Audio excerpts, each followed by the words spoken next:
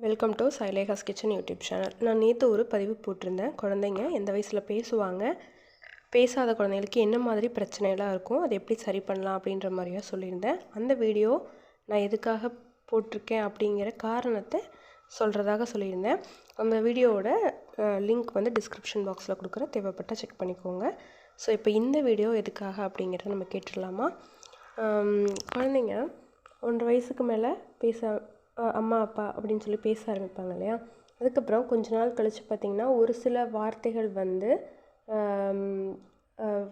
அவங்க கேட்குறதுக்கு முன்னாடியே நம்ம வந்து எடுத்து கொடுத்துருவோம். உதாரணத்துக்கு தண்ணிக்கு வந்து அவங்க ஆக்ஷன் பண்ணும்போதே நம்ம வந்து அவங்கள பேச விடாமே அவங்களுக்கு வந்து தண்ணி எடுத்து கொடுத்துடுறது, டம்ளர் எடுத்துகிட்டு வா, ஏதாவது சொம்பு எடுத்துகிட்டு வா அப்படின்னு சொல்லி வேறு யாராவது அவங்க அப்பாவோ யாரோ சொல்லும்போது நம்மக்கிட்ட வந்து குழந்தைய வந்து கேட்டதுக்கு அப்புறம் தான் வந்து எடுத்து கொடுக்கணும். அவங்க கேட்குறதுக்கு முன்னாடியே நம்ம வந்து எடுத்து கொடுக்குறது, அந்த மாதிரியெல்லாம் நம்ம வந்து செய்யக்கூடாது. அது மாதிரி செஞ்சோம்னா அவங்க பேசுகிறதுக்கான வாய்ப்புகள் அங்கே இல்லாமல் போகும். அப்புறம் இன்னும் ஒரு சில இதெல்லாம் பார்த்திங்கன்னா, ஒரு விஷயத்த அவங்க பேசும்போது நம்ம அதை வந்து அக்செப்ட் பண்ணியிருப்போம். அப்படியே அதில் ரொம்ப நாளைக்கு அவங்க அப்படியே தான் சொல்லிகிட்ருப்பாங்க. நம்மளும் வந்து அதை அப்படியே வந்து அவங்க சொன்னாலும் நமக்கு புரியும், நம்ம அதை அப்படியே ஏற்றுட்ருப்போம். திடீர்னு ஒரு நாள் வந்து நம்ம அதை சரி பண்ணணும் அப்படிங்கும்போது அவங்களால அது மாற்றிக்க முடியாது. உதாரணத்துக்கு என்ன சொல்ல வரேன்னா, இப்போ என் பையன் வந்து பார்த்திங்கன்னா ஐஸ்கிரீம் வந்து அப்தே அப்படின்னு சொல்லி சொல்லுவான். ஆரம்பத்தில் சொல்லும்போது அப்தே அப்படின்னா ஐஸ்கிரீம்ங்கிறது நமக்கு தெரியும், ஆனால் மற்றவங்களுக்கு தெரியாது இல்லையா? நம்மளும் அவன் அப்தேன்னு சொன்னால் அதை வந்து வாங்கி கொடுத்துடுறது அந்த மாதிரி. அப்புறம் அவன் எனக்கு அப்படிங்கிறதுக்கு பதில் அக்கா அப்படின்ற மாதிரி சொல்லுவான் என் பையன். அப்போல்லாம் நமக்கு அது பெரிய விஷயமா தெரியல. அப்போ கொஞ்ச நாள் கழித்து ஸ்கூலுக்கெல்லாம் விடும்போது தங்கம் எனக்குன்னு சொல்லணும், அக்கான்னு சொல்லக்கூடாது அந்த மாதிரி. அப்புறம் பார்த்திங்கன்னா ஐஸ்கிரீம் சொல்லணும், ஐஸ்கிரீம் தங்கம் இது அப்தே இல்லை அப்படின்னு சொல்லி ரொம்ப லேட்டாக வந்து சொல்லி கொடுத்துட்டோமோ அப்படின்ற மாதிரி தோணுச்சு. இதெல்லாம் முதல்லையே நம்ம சரி பண்ணியிருந்தோம் அப்படின்னா அது வந்து கண்டினியூ ஆகிருக்காது. என்ன சொல்ல வரேன்னா, ஒரு விஷயம் தப்பை அப்படி சொல்லக்கூடாது அப்படிங்கிறத அது குழந்தைங்க பேச ஆரம்பிக்கும் போதிலே வந்து அதை சரி பண்ணிடணும். ரொம்ப நாள் அதை அப்படியே அவங்க பேச விட்டுட்டு அதுக்கப்புறம் நமக்கு எப்போ அது சரி பண்ணணும்னு தோணுதோ அப்போ வந்து நம்ம அதை சரி பண்ண முயற்சி பண்ணோம் அப்படின்னா கண்டிப்பாக அது ரொம்ப குழந்தைங்களுக்கு கஷ்டமாக இருக்கும். ஸோ அதனால் இதை வந்து அவாய்ட் பண்ணணும். குழந்தைங்க வந்து பேச ஆரம்பிக்கும்போது அவங்க எந்த ஒரு விஷயம் கேட்டால் தான் நீங்கள் வந்து எடுத்து கொடுக்கணும். அவங்க கேட்கலனாலும் இப்போது தண்ணி அப்படின்னா என் பையன் வந்து இன்னி அப்படின்னு சொல்லுவான். ஸோ அப்படி சொன்னால் கூட சரிதான். நீங்கள் ஒரு 2 வயசு பக்கம் நீங்கள் நிறைய விஷயங்கள் சொல்லிக் கொடுங்க அவங்களுக்கு. அப்படி சொல்லி கொடுக்கும்போது இப்போ உதாரணத்துக்கு கார் அப்படின்னா கா, போதும் அப்படிங்கிறதுக்கு போ, இந்த மாதிரி அட்லீஸ்ட் அந்த வார்த்தையோடைய முதல் எழுத்தை சொன்னால் கூட அதுவே பெரிய இம்ப்ரூவ்மெண்ட் தான். போக போக அதை வந்து அப்படியே பேசி பழகிக்குவாங்க. அப்புறம் இன்னும் வந்து நிறைய விஷயங்கள் சொல்லணும்னு நினச்சிட்டு இருந்தேன். இப்போது நான் ஆல்ரெடி பழைய வீடியோவில் சொல்லியிருந்தேன் இல்லையா? அதில் வந்து என்னென்னா இந்த ரா, லா, தா, ஸோ எந்தெந்த எழுத்துக்களுடைய உச்சரிப்பு வரலை அப்படிங்கிறதையும் நம்ம சொல்லி கொடுக்கும்போதே நம்ம தெரிஞ்சுக்கணும். அப்புறம் எந்தெந்த வார்த்தைகள்லாம் அவங்க நல்லா பேசுகிறாங்க 3 வயசுக்கு மேலே அப்படிங்கிறத நம்ம நோட் பண்ணி வச்சுட்டு எந்தெந்த வார்த்தையெல்லாம் அவங்க பேசலை அப்படிங்கும்போது அதை திரும்ப அதை வந்து நம்ம அவங்களுக்கு சொல்லி கொடுத்து அதை சரி பண்ண பார்க்கணும். சொல்லி கொடுக்குறதுன்னு என்னங்க, ஒரு இடத்துல உட்கார வச்சு அவங்கள வந்து இப்படி சொல்லுன்னு சொல்லி அவங்கள ரொம்ப ஸ்ட்ரெஸ் பண்ணி கஷ்டப்படுத்தக்கூடாது.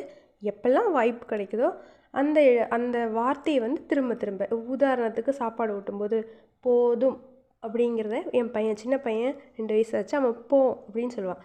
போதுமா தங்கம், போதுமா அப்படிங்கிறத நம்ம டெய்லியுமே சொன்னோம்னா கேட்டு அதை அவங்க சரி பண்ணிக்குவாங்க. அதுக்கப்புறம் தண்ணிக்கு அப்படி தான். என் பையன் வந்து ஆக்ஷனில் தான் சொல்லுவான், தண்ணி வேணுமாடா அது மாதிரி. ஸோ என்னெல்லாம் அவங்க ஆக்ஷனில் கேட்குறாங்களோ அந்த வார்த்தைகளை நம்ம மறுபடியும் அவங்கக்கிட்ட ஸ்ட்ரெஸ் பண்ணி சொல்லி அதுக்கப்புறம் நம்ம அதை கொடுத்தோம்னா அவங்க கண்டினியூஸாக நம்ம சொல்கிறத அவங்க கேட்டுக்கிட்டே இருந்து சீக்கிரமாக அவங்க அந்த வார்த்தையை கற்றுக்கிட்டு நம்மக்கிட்ட பேச ஆரம்பிச்சிருவாங்க. ஸோ இதெல்லாம் கண்டிப்பாக வந்து ட்ரை பண்ணி பாருங்கள். உங்கள் குழந்தை சீக்கிரமாகவே ஸ்கூலுக்கு போகிறதுக்குள்ள ஓரளவுக்கு பேச வச்சுருங்க. அதாவது இப்போது தனித்தனியான வீடு இருக்கும், பக்கத்தில் குழந்தைங்க இல்லை, நான் மட்டும்தான் என் பையனை வச்சுருக்கேன் அப்படிங்கிற அம்மாக்களுக்கு இந்த டிப்ஸ் ரொம்ப உதவியாக இருக்கும்னு நினைக்கிறேன். இந்த வீடியோ போடுறதுக்கான காரணம் என்னென்னு சொல்கிறேன்னு சொல்லியிருந்தேன் இல்லையா? ஸோ என்னென்னா என் பையன் வந்து 3 வயசு வரைக்குமே பார்த்திங்கன்னா அம்மா அப்பா இந்த மாதிரி பேசுவான். அப்புறம் பெருசாக வார்த்தைகளெல்லாம் வந்து சேர்த்து பேசினதில்லை. எங்கள் மாமியார் வந்து அவனுக்கு 2 வயசுக்கு முன்னாடி அவங்க இறந்துட்டாங்க. அதுக்கப்புறம் பார்த்திங்கன்னா நான், என் கணவர், என் பெரிய பையன் அவ்வளோதான். 2வது பையன் கன்சீவாக இருந்த டைம் 3 மந்த்ஸ் அந்த மாதிரி அவங்க இறக்கும்போது, மாமியார் இறக்கும்போது. அப்புறம் அவங்க இறந்ததுக்கப்புறம் நானும் குழந்த மட்டும்தான். இவர் ஆஃபீஸ் போயிட்டாருன்னா. ஸோ ப்ரெக்னென்சி டைமில் எப்படி இருக்குன்னு உங்களுக்கே தெரியும் இல்லையா? ரொம்ப டயர்டாக இருக்கும். காலைல எழுந்துச்சி பிரேக்ஃபாஸ்ட் லஞ்ச் செஞ்சு முடிச்சுட்டு, பாத்திரம் கழுவி என்னோடய வேலையை முடிச்சுட்டு, குழந்தைக்கு சாப்பாடு ஊட்டிட்டு நமக்கு வந்து கொஞ்சம் ரெஸ்ட் எடுக்கலாம் அப்படின்ற மாதிரி. அப்போ என்ன ஆச்சுன்னா வந்து அப்போ தான் முதல் முறையாக வந்து இந்த ஃபோனை வந்து ரைம்ஸ் பார்க்குறதுக்கும் கொடுத்து என்னாச்சுன்னா அதுவே வந்து பழக்கமாயிடுச்சு. ஃபோனில் ரைம்ஸ் பார்க்குறது, அப்புறம் டிவி பார்க்குறது, இந்த மாதிரி. நான் அவங்க கூட பேசுகிற நேரமும் ரொம்ப கம்மி. அவங்க அப்பா வந்ததுக்கப்புறமும் பேசுவாங்க. இருந்தாலும் அவங்க வேலையை பார்க்குற மாதிரி இருக்கும்போது குழந்த தானாக தான் விளையாடிட்டுருக்கிற மாதிரி இருக்கும். வெளியிலையும் எங்கேயும் வெளியிலையும் கூட்டிகிட்டு போய் விளையாட வைக்க மாட்டேன். வீட்டுக்குள்ளேயே வந்து இன்டோர் கேம்ஸ் தான் ஃபுல்லாகவே வந்து விளையாடுவான். இப்போது எனக்கு வந்து பால்வாடிக்கு கொண்டு போய் விட்டுட்டு வர்றதுக்காகவும் முடியல. ஸோ 4 வயசு ஏப்ரலில் பிறந்தனால 4 வயசு முடிஞ்சு ஸ்கூல் வச்சுக்கலாம் அப்படின்னு சொல்லி விஜயதசமிக்கு அட்மிஷன் போட போகும்போது 3.5 வயசு. அப்போ வந்து அந்தளவுக்கு பேசலைன்னா என்னென்னா அந்த வார்த்தைகளை சேர்த்து கோர்வையாக பேசலை. அப்படியே பேசினாலும் அந்த தா அந்த மாதிரி என்னென்னா தெளிவாக வராமல் இந்த லா ரா தா அந்த மாதிரிலாம் வராமல் ஸ்பீடாக பேசுகிற மாதிரி அது நமக்கு புரியாது. எனக்கு மட்டும் என் பையன் பேசுகிறது புரியும், அவங்க அப்பாக்கே புரியாது. நான் தான் ட்ரான்ஸ்லேட் பண்ணுற மாதிரி இருக்கும். அட்மிஷன் போடும்போது எனக்கு அப்போது அங்கே வந்திருப்பாங்க இல்லையா நம்ம குழந்தை வயசில் உள்ள பசங்களாம், அவங்களாம் கொஞ்சம் நல்லா பேசுகிற மாதிரி இருந்துச்சு. எனக்கு அதை பற்றி தெரியல. குழந்தைங்க வந்து எத்தனை வயசில் தெளிவாக பேசுவாங்க அப்படிங்கிறதெல்லாம் எனக்கு தெரியல. இங்கேயும் பார்த்தீங்கன்னா அதெல்லாம் ஸ்கூலுக்கு போனால் பேசிடுவாங்க அப்படின்ற மாதிரி கொஞ்சம் பேர் சொன்னாங்க. அதெல்லாம் சரியாயிரும், குழந்தைங்க கூட பேசுனா வந்துடும் அப்படின்ற மாதிரி சொன்னாங்க. நானும் அதை அப்போ பெருசாக நினச்சிக்கல. எப்போ ஸ்கூலில் அட்மிஷன் போடும்போது எல்லா குழந்தைங்களும் நல்லா பேசினாங்க. இவனை கூட்டிகிட்டு போய் பேசலைன்னா கொஞ்சம் கஷ்டம் அப்படிங்கிற மாதிரி அங்கே அட்மிஷன் போட இருந்த மேடம் வந்து சொன்னாங்க. அப்புறம் மறுபடியும் அட்மிஷன் போட்டுக்கலாம் அப்படின்ற மாதிரி சொன்னாங்க. நானும் சரி இன்னும் இப்போ தானே விஜயதசமி தான் அட்மிஷன் போட்டிருக்கோம், ஜூன் மாதம் தானே பையன் ஸ்கூலுக்கு போகிறான், அதுக்குள்ளே வந்து பேசிடுவான் நம்ம. அதுக்கப்புறம் பார்த்திங்கன்னா அந்த 6 மந்த்தில் இன்னும் கொஞ்சம் டெவலப்மெண்ட் இருந்துச்சு, இல்லைன்னுலாம் சொல்லலை. கொஞ்சம் ஓரளவுக்கு பேசினான். இருந்தாலும் அவ்வளோ மற்றவங்களுக்கு புரிகிற அளவுக்கு இல்லை. கொஞ்சம் முன்னாளைக்கு நமக்கு தெரியும் இல்லையா, நம்ம பையன் முதல்ல எப்படி பேசியிருக்கான், இப்போ எப்படி பேசுகிறான் அப்படிங்கிறது அந்த அளவில் இருந்தது.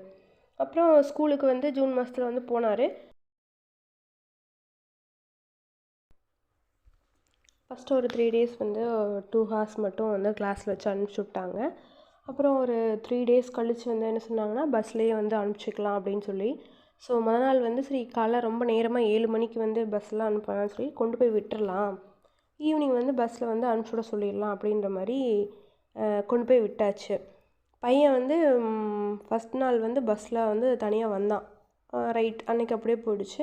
மறுபடியும் செகண்ட் டே அன்றைக்கி காலையில் பஸ்லேயே வந்து ஏற்றி விட்டுட்டோம். 7 மணிக்கு போயாச்சு ஸ்கூலுக்கு. ஈவினிங் வந்து வந்தாச்சு. வந்துட்டு பார்த்தா ஸ்நாக்ஸ் பாக்ஸ் வந்து லஞ்ச் பேக்கில் வந்து இல்லை.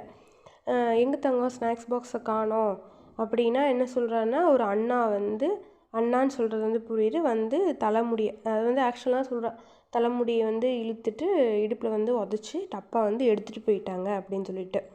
அது வந்து எனக்கு புரிஞ்சிச்சு. ஏன் தங்கம் மிஸ்ஸுக்கிட்ட சொல்லலையா, மிஸ் இல்லையா அந்த மாதிரி கேட்கும்போது, இல்லைம்மா சொல்லலை, எடுத்துகிட்டு போயிடுச்சு, நான் என்ன பண்ணுறது, எடுத்துகிட்டு போயிட்டாங்க, அண்ணா எடுத்துகிட்டு போயிட்டான், நான் என்ன பண்ண இப்போது அப்படின்ற மாதிரி சொன்னான். ஸோ அப்போ எனக்கு அந்த டைமில் வந்து எனக்கு ரொம்ப மனசு கஷ்டமாக இருந்துச்சு. எனக்கு அழுகையே வர மாதிரி ஆயிடுச்சு. காரணம் என்னென்னு பார்த்தீங்கன்னா, நம்ம குழந்த வந்து நல்லா பேசியிருந்தா மிஸ்கிட்ட சொல்லியிருப்பான், ஏன் எடுக்காத அப்படின்னு சொல்லி அந்த குழந்தைய சொல்லியிருந்துருக்கலாம். அவங்களும் குழந்தைங்க தான், ஒரு சில குழந்தைங்கள அடித்து கொஞ்சம் துருன்னு விளையாடுவாங்க, அதுவும் நம்ம தப்பு சொல்ல முடியாது. ஸோ நான் அன்றைக்கி வந்து ரொம்ப வருத்தப்பட்டேன்.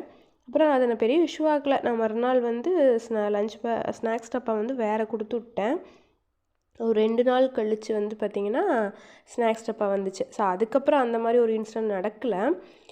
ஸோ என்ன சொல்ல வரேன்னா, இந்த மாதிரி நம்ம குழந்தைங்க வந்து பேசலை அப்படின்னா இந்த மாதிரி சின்ன சின்ன விஷயங்கள் கூட அவங்க ஏதாவது சொன்னாங்கன்னா நமக்கு வந்து ரொம்ப கஷ்டமாக இருக்கும். ஏன்னா புதுசாக குழந்தைய அது வரைக்கும் நம்ம வீட்டிலேயே வச்சுட்டு கொண்டு நம்ம ஸ்கூலுக்கு விடுறோம்.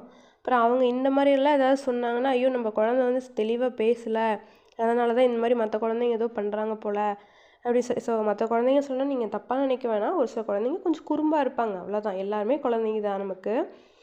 இருந்தாலும் அவங்கவுங்க குழந்தைன்னு வரும்போது அவங்க குழந்தைய பற்றி தானே யோசிக்க முடியும் இல்லையா? மற்ற குழந்தைங்கள பற்றி யோசிக்க முடியாதுல்ல. அடித்தா கூட எப்படி என் குழந்தைய அடிக்கலாம் அப்படின்னு தானே சொல்லுவோம். அந்த இடத்துல அந்த குழந்தைய பற்றி நம்ம யோசிக்க மாட்டோம் இல்லையா? ஸோ அதே மாதிரியான ஒரு மனநிலைமை தான் எனக்கு அன்றைக்கி இருந்தது. இருந்தாலும் அது வந்து ஸ்கூலில் வந்து கம்ப்ளைண்ட்லாம் பண்ணல, எதுவும் சொல்ல நான்.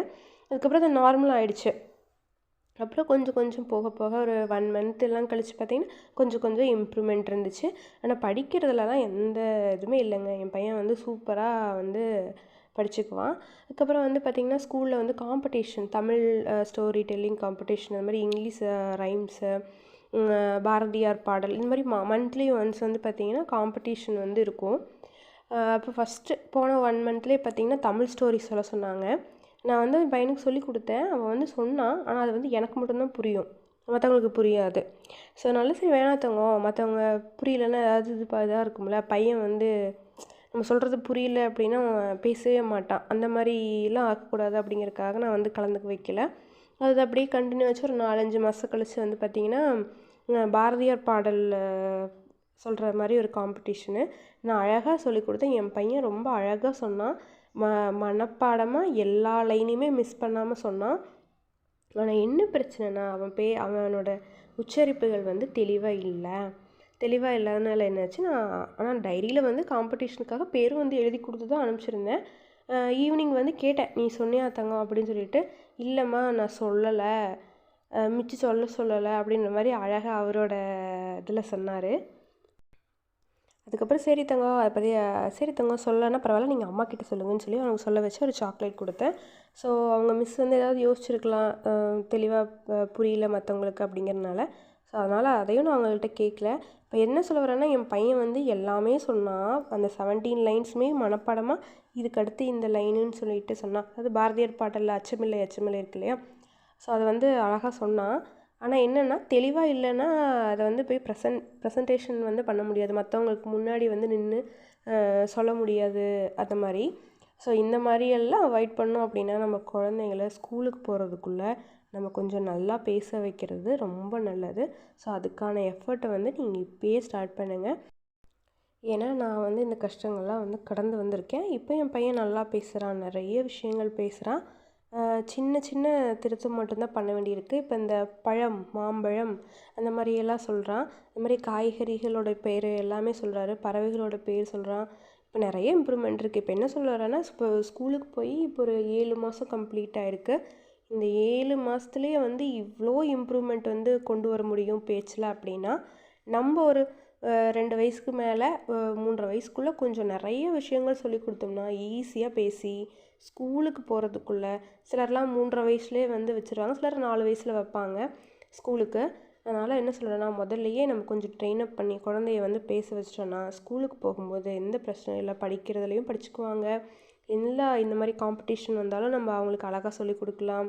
அவங்களுக்கு நமக்கும் எந்த ஸ்ட்ரெஸ்ஸும் இருக்காது, குழந்தைங்களுக்கும் ஸ்ட்ரெஸ் இருக்காது அப்படின்னு சொல்லி நான் சொல்கிறதுக்கு தான் இந்த வீடியோ. ஸோ இந்த வீடியோ உங்களுக்கு யூஸ்ஃபுல்லாக இருக்கும்னு நினைக்கிறேன். இந்த பதிவு உங்களுக்கு பிடிச்சிருந்துச்சுன்னா மறக்காமல் லைக் பண்ணுங்கள். அதுக்கப்புறம் நீங்கள் என்ன நினைக்கிறீங்க அப்படிங்கிறதையும் கமெண்ட் செக்ஷனில் சொல்லுங்கள். கேட்டதற்கு ரொம்ப நன்றி. மறக்காமல் நம்ம சேனலையும் சப்ஸ்கிரைப் பண்ணிவிடுங்க.